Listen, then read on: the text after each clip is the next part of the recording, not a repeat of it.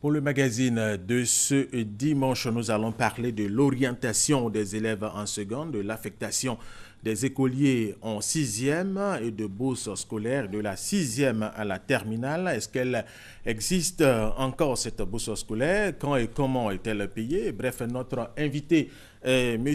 Ayekwe Kobon Jérôme, directeur de l'orientation et des bourses au ministère de l'Éducation nationale. C'est bien ça? C'est bien ça, merci. Merci. Alors, Monsieur Ayekwe, vous allez nous présenter la direction de l'orientation et des bourses et dites-nous quelles sont vos attributions. Merci de l'opportunité qui m'est donnée ce matin ou ce midi pour parler un peu d'orientation. La direction de l'orientation et des bourses est chargée de la mise en œuvre de la politique d'orientation au niveau du ministère de l'Éducation nationale, de la gestion des bourses et du suivi du cursus.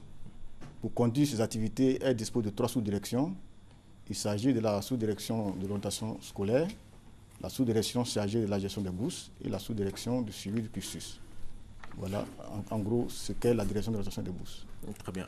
Alors la DOB, c'est comme ça. La DOB, oui, c'est ça. Oui, la DOB s'occupe entre autres de l'affectation des écoliers en sixième, de l'orientation en seconde des élèves, de troisième.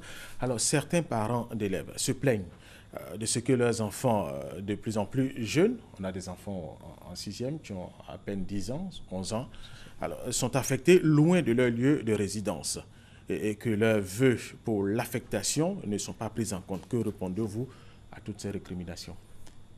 Merci pour cette question, mais avant d'arriver à la réponse, je voulais d'abord lever une équivoque, parce qu'on confond souvent l'affectation à l'orientation scolaire. Et on assimile les attributions de la DOB aux résultats de la Commission nationale d'orientation. L'orientation scolaire est un processus d'encadrement et de continu qui vise à permettre à l'élève ou à l'apprenant à opérer un choix de vie qui soit en harmonie avec ses performances scolaires, ses intérêts, ses goûts, sa personnalité et en lien avec les objectifs de développement du pays. Vous parlez des récriminations des parents par rapport aux affectations. Je voulais décrire un peu le process pour qu'on comprenne un peu comment ça se passe. Allez-y. L'affectation est faite sur la base des informations communiquées par les parents eux-mêmes. Donc, en début d'année, c'est-à-dire dans cette période, des fiches sont mises à la disposition des parents d'élèves pour exprimer des vœux d'établissement. Ces fiches seront collectées par les inspections de l'enseignement primaire et saisies. Le fichier est transmis par la suite à la direction de l'orientation et des bourses qui fait un contrôle pendant 4 semaines. On fait un contrôle de conformité pour voir est-ce que ce qui est saisi est conforme à ce qui est écrit. Conscient de ce fait que nous pouvons commettre des erreurs, ces documents, ce fichier est mis à la disposition du grand public sur le net. Et des communiqués sont faits à la radio, à la télé, dans les lieux de culte, pour appeler l'attention des parents pour dire consultez la plateforme. Au cas où ce que vous avez sollicité n'est pas conforme à ce qui est écrit, vous avez la possibilité de changer. Les lieux de culte, les mosquées, les églises, il y a des communiqués qui sont diffusés. Les animistes. Dès que les résultats du CEP sont publiés, il y a un communiqué qui est affiché en même temps que la publication des résultats pour informer les parents. Donc les administres se retrouvent dans ce lot-là. Très bien. Donc c'est sur la base des informations communiquées qu'on fait l'affectation. Donc on prend pour un établissement donné, je prends le lycée d'Angré, on prend tous les élèves qui ont sollicité ce lycée en premier vœu, dans un premier temps.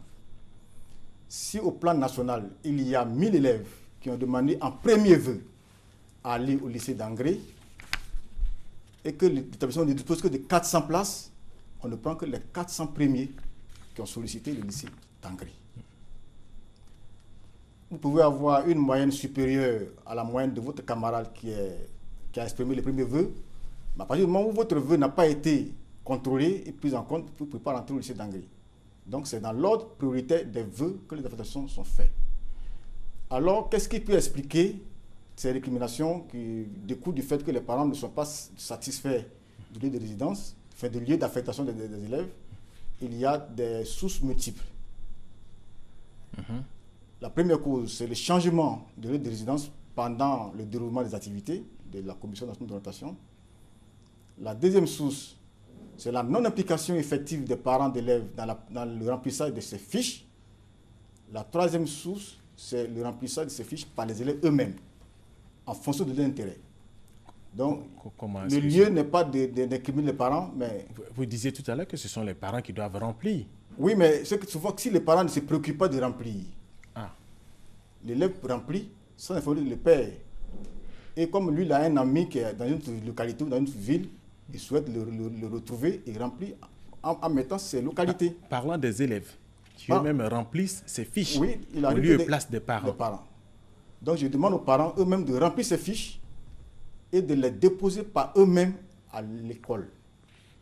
Parce que vous pouvez remplir et remettre à l'élève, mais chemin faisant, il peut déposer un autre document à votre place.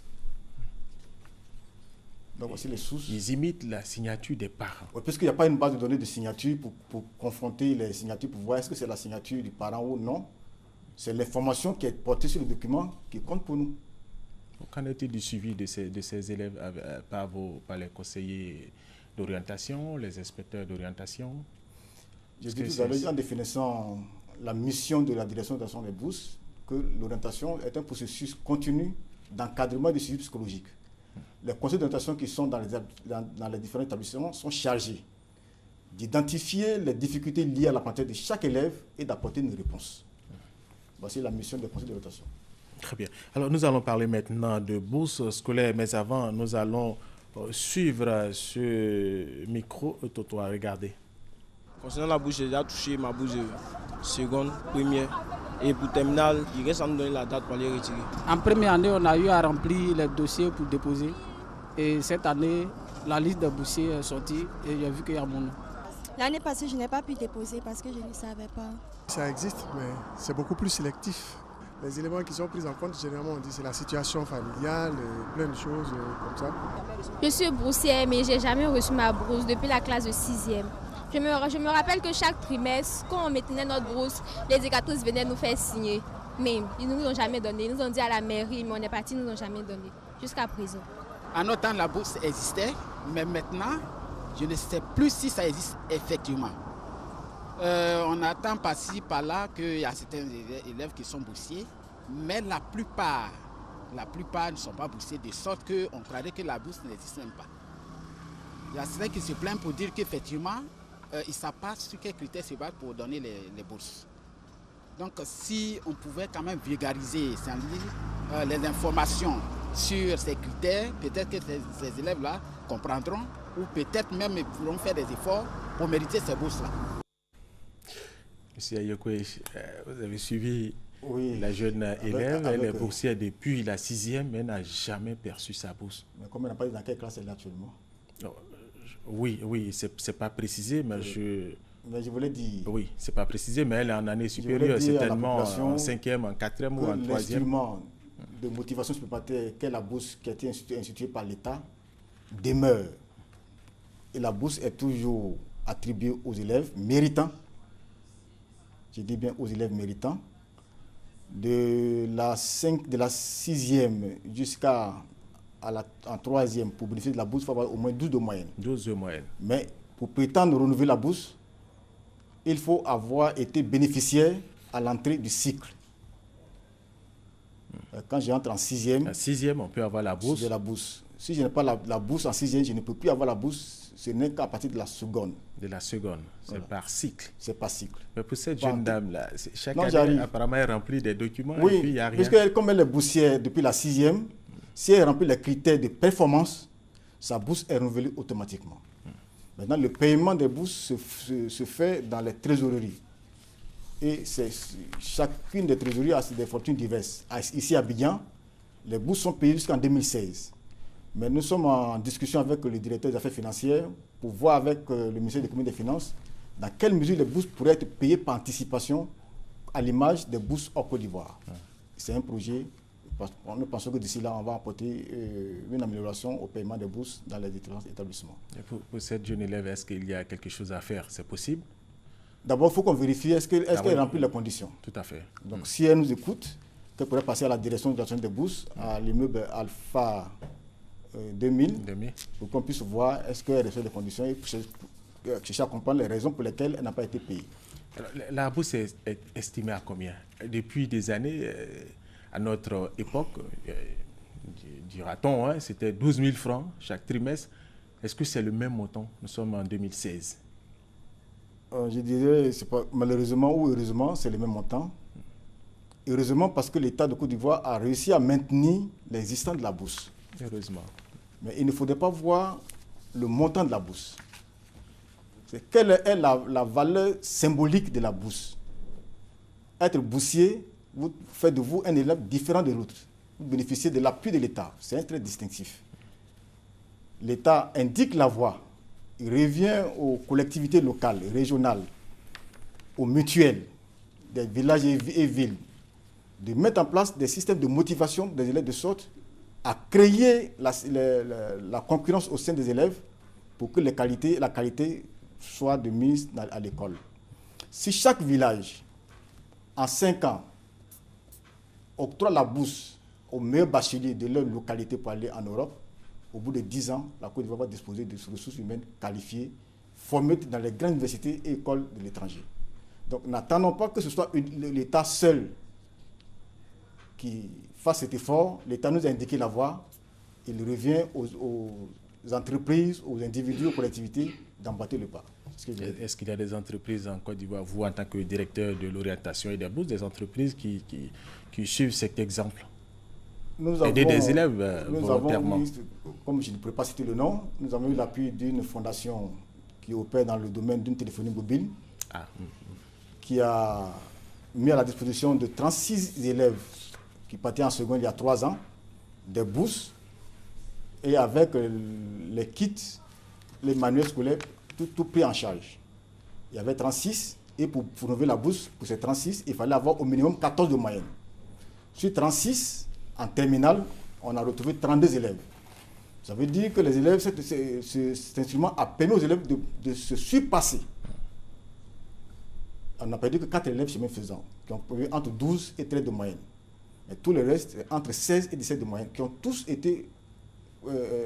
réussi au baccalauréat et orientés dans les grandes écoles. Et cette fondation continue d'appuyer ces élèves, même à l'enseignement supérieur. Donc, c'est le lieu d'inviter les autres entreprises, qui sont des entreprises citoyennes, à faire en sorte que l'État de Côte d'Ivoire puisse bénéficier de leur largesse. Soutenir l'État de Côte d'Ivoire. Alors, je voudrais revenir sur quelque chose pour l'entrée en 6e et en seconde. Les conditions, parce que vous avez dit pour avoir la bourse, c'est de façon cyclique. Pour avoir la bourse, quelles sont les conditions, précisément? Pour cette année, oui. 2016-2017, pour être éligible à la bourse en 6e, il faut avoir 150,08 points. Oui, ça fait environ 17 de moyenne. 17 de moyenne. Et en seconde, 13,94 de moyenne comme moyenne d'orientation pour avoir la bourse en seconde. Et il y en a? Il y a un effectif de 3735 élèves en 6e qui sont éligibles à la bourse et 1867 en seconde. Être éligible et recevoir la bourse, ça fait 2. Vous êtes éligible, il y a un dossier à constituer. Très bien. La bourse n'est attribuée qu'aux nationaux. Donc vous pouvez être dans la fourchette de moyenne, mais si vous n'êtes pas natif, vous ne pouvez pas avoir la bourse. D'accord. Alors, vous avez parlé d'encadrement rapproché et de suivi des élèves. Ça fait partie de vos missions. Alors, de quoi s'agit-il exactement? Qu'est-ce que vous faites dans le cadre des missions de la sous-direction qui est chargée de suivi du cursus, nous avons développé un applicatif qui est mis à la disposition de tous les établissements, qui permet à la fin de chaque trimestre de classer les élèves en 3 catégories. Les élèves qui ont une moyenne supérieure ou égale à 10, ceux dont la moyenne est comprise entre 8,50 et 9,99, et ceux qui ont une moyenne inférieure à 8,50, ça veut dire qu'ils sont exclus si l'année scolaire s'arrêtait en ce moment-là.